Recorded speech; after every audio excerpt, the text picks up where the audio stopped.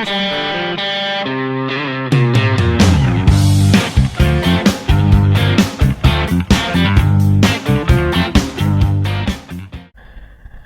Insta semuanya, salah seorang peneliti di bidang stres yang lumayan handal, dia mengatakan bahwa stres itu ada dua jenisnya, yaitu distress dan juga eustress.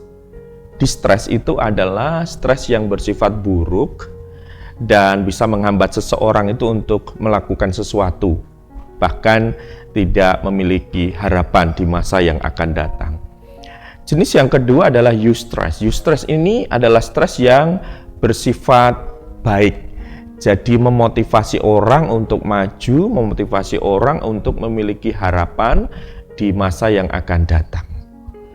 Sobat Insta semuanya, memang kadang-kadang dalam kehidupan ini kita mengalami sebuah stres. Ya, entah itu karena menumpuknya pekerjaan, entah itu karena banyaknya aktivitas dan tanggung jawab yang harus kita kerjakan dan harus kita lakukan, bahkan kita selesaikan. Apalagi kalau itu bersifat deadline, sangat membuat orang bisa stres. Kalau saya secara pribadi, kalau misalnya saya mengalami stres, itu akan mempengaruhi kondisi tubuh saya. Entah itu mual, pusing, bahkan sempat muntah. Itu kalau sudah stresnya tingkat tinggi. Sobat Insta semuanya.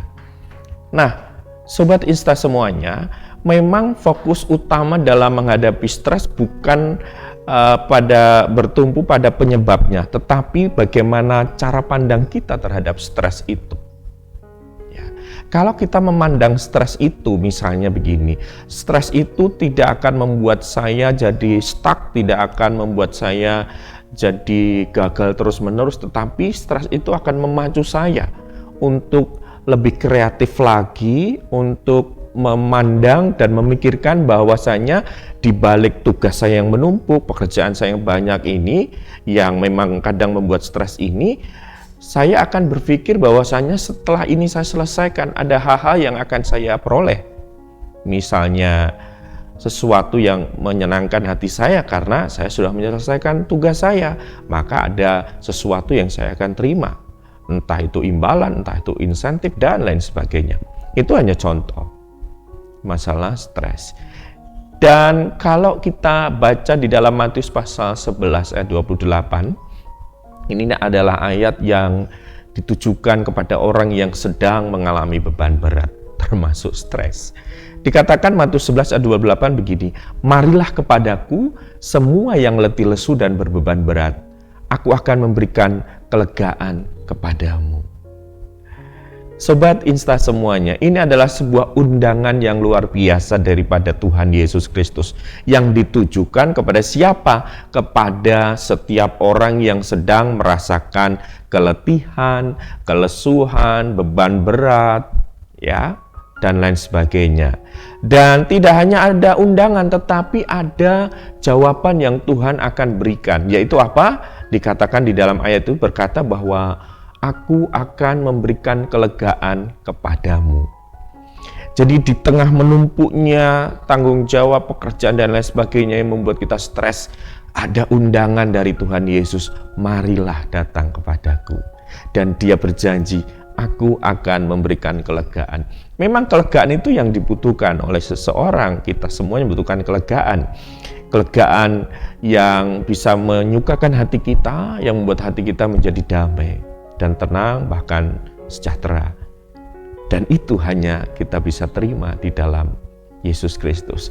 Apapun yang sedang kita alami, mungkin kita sedang mengalami stres karena banyak tuntutan, banyak pekerjaan, banyak tugas-tugas pelayanan, dan lain sebagainya.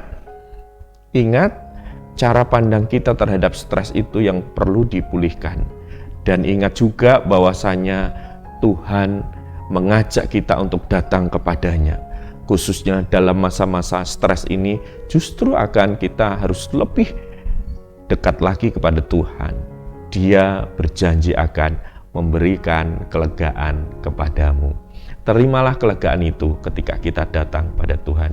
Jadi stres bukan untuk menghancurkan kita, stres bukan untuk membuat kita merasa berhenti untuk berbuat dan maju ke depan, tetapi stres itu harus memicu kita untuk bekerja lebih baik lagi, melakukan tugas kita lebih tanggung jawab lagi, dan stres itu kita berharap di kedepannya, di masa yang akan datang, akan membuahkan hasil untuk kita semuanya. Yang jelas, datang pada Tuhan. Kita yang sedang stres, letih, lesu, dan beban berat, Tuhan akan memberikan kelegaan kepadamu. Sobat Insta semuanya, asalkan kita mau datang pada Yesus, kelegaan tersedia bagi orang yang letih lesu dan berbeban berat. Tuhan memberkati kita semuanya. Salam Insta, inspirasi untuk kita.